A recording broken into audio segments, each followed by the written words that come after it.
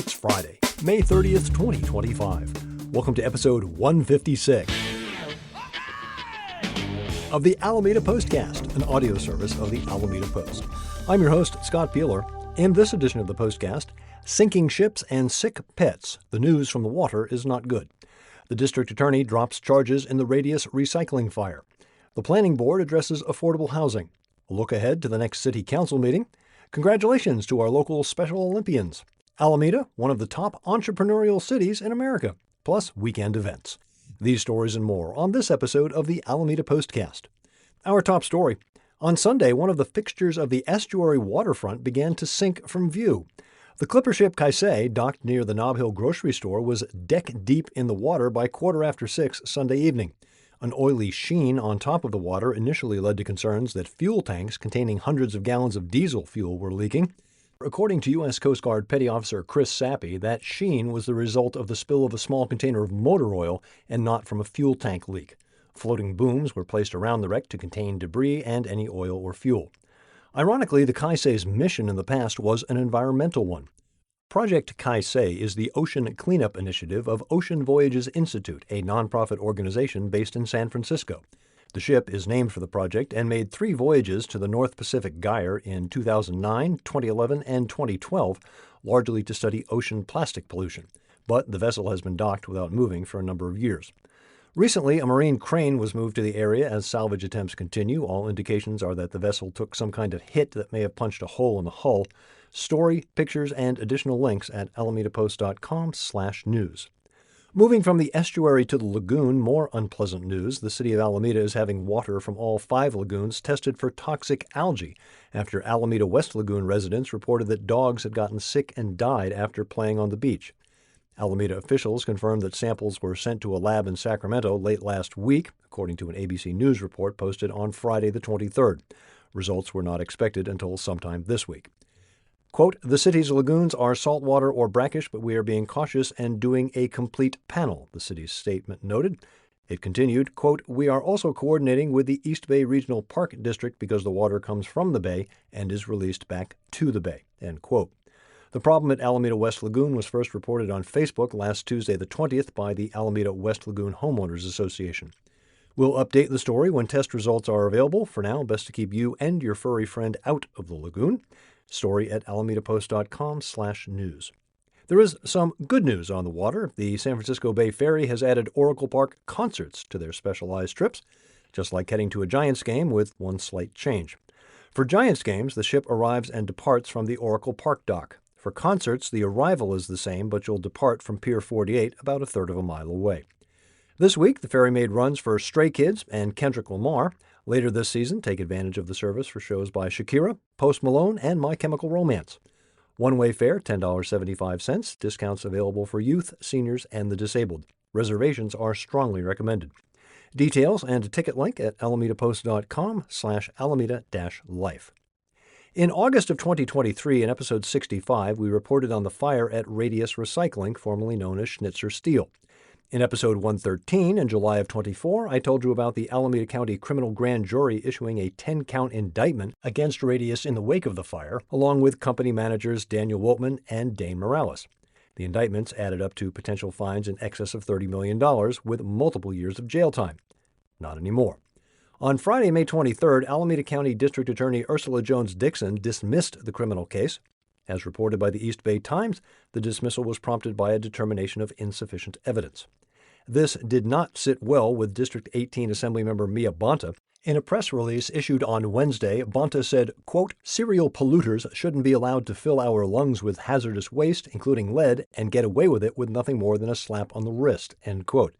The case was originally brought by former Alameda County DA Pamela Price, whose office presented testimony from 50 witnesses, along with hundreds of exhibits to the grand jury that indicted Radius. Details at alamedapost.com/news. As we previewed last episode, on Tuesday, the Planning Board held a workshop to guide staff in drafting policy updates to the Inclusionary Housing Ordinance, focusing on addressing housing affordability and legal issues. As we noted last week, a key issue spurring the need for the update is moderate-income rental units, intended to make housing more affordable for middle-income residents.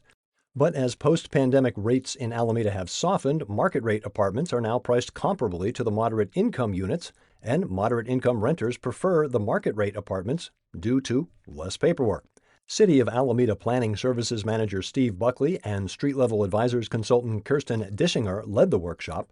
Their recommendations included, for rental projects, 10% of units in projects with 5 or more units be made affordable to very low and low-income households, 4% for very low, 6% for low, thus increasing the percentage of units for low-income but eliminating moderate-income units.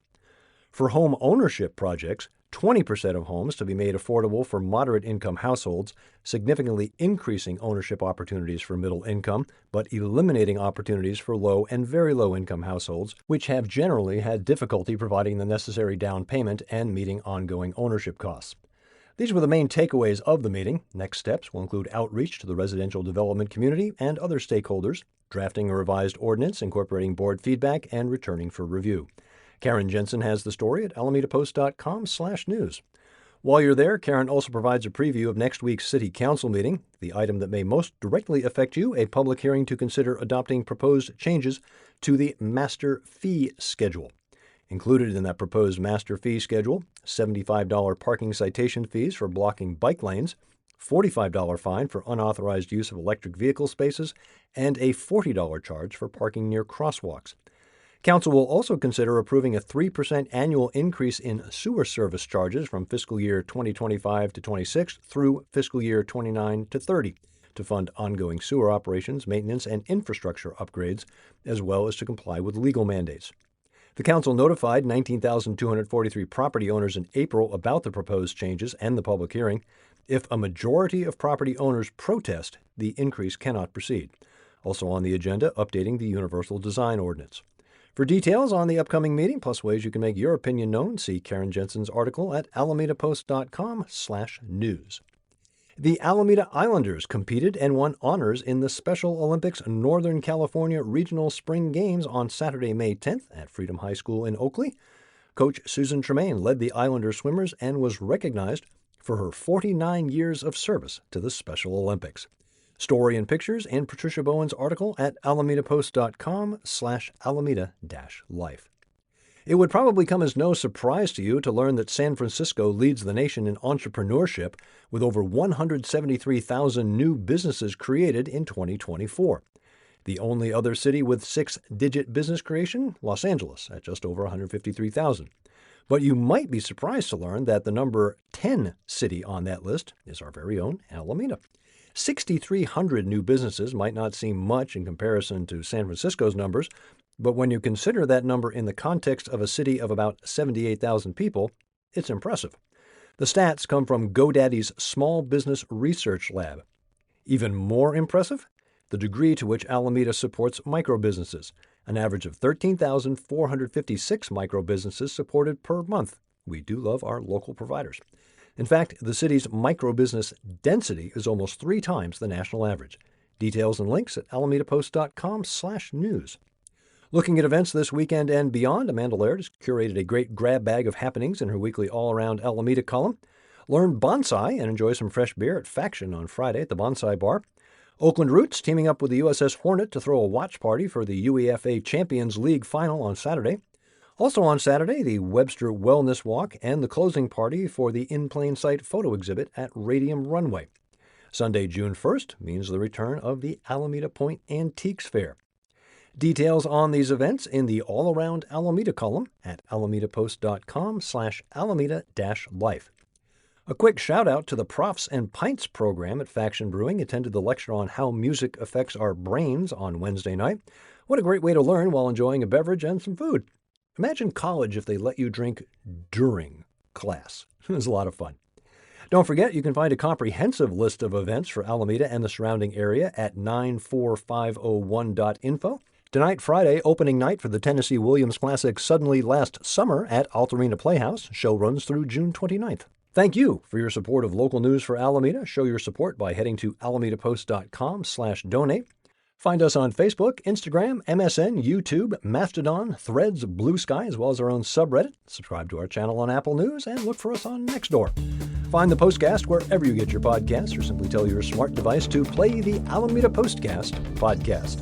I'm Scott Peeler, back next Friday with episode 157 of the Alameda Postcast.